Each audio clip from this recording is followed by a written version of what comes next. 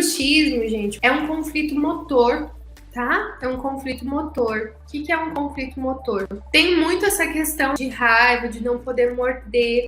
Só que o bruxismo acontece, né, na fase que a gente fala de epicrise. Então, ó, vocês estão vendo esse gráfico? O bruxismo, ele acontece dentro dessa fase de cura, exatamente nessa crise aqui, ó, que a gente chama de crise epileptóide ou epicrise, tá? Por ser conflito motor, fala de movimento, então fala exatamente do morder, tá? Ou falar, né? Não poder falar, não poder se expressar, mas é movimento. Eu quero falar, eu quero morder. Exatamente esse movimento aqui, tá? Então, quando a gente fala, a gente faz movimento, quando a gente morde, a gente faz movimento, e são os mesmos conflitos, né? Só que é um conflito motor que a gente chama e se expressa aqui, ó.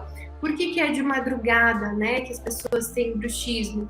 Porque a inervação, né, vagotônica, a vagotonia, a partir das 18 horas da noite, da tarde, da noite, já começa, né? Só que o maior pico de vagotonia é ali, entre as 3, 4 horas da manhã, né? Então, ó, tá aqui, tá? O bruxismo é isso, ok?